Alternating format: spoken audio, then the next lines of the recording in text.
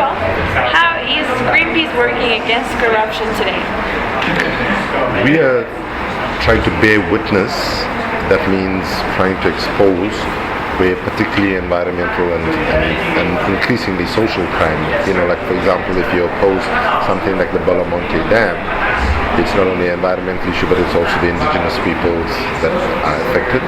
So we are trying to particularly go to the most remote places like the Arctic, deep in the Amazon, in Alberta, tar sands in Canada, to try to document what is happening and expose it to the global public for them to take action. But we also where part of the way we're acting is also going after companies that are engaged in environmental crime.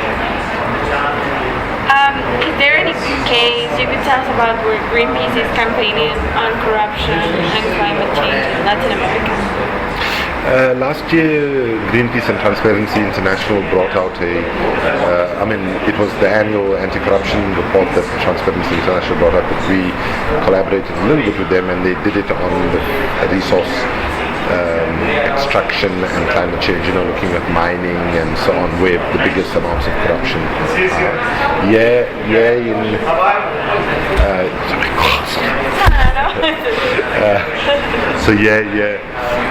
in Latin America, our Mexican office has been looking at toxic corruption, activities around toxic, promoting sustainable agriculture, and so on. We have been exposing activities in Andino countries, all the Andes countries. We've been working in Chile, Argentina, Colombia, and so on, and of course in Brazil. So we are in Brazil, of course, is where we've done most of our work in the Amazon, and in the Amazon we've been exposing slavery. There's been slavery in the way the cattle industry operates. We've been looking at other violations of human, social, and environmental rights.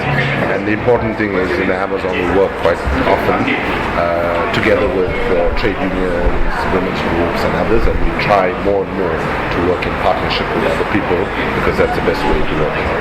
And finally, what do you expect, or would you like to see from COP18? Well, what I would like to see and what I think we'll see? Both. What I'd like to see is some miracle happens and political leaders wake up and realize that time is running out, and we get a fair, ambitious, and legally binding treaty. That's what I would like to get. What we will get, God will get. But I don't think there is a very high expectation that something positive will come up, given how the current negotiations since the urban have been going. Sad. Maybe Hurricane Sandy will change the dynamics, because suddenly a rich country is being impacted on.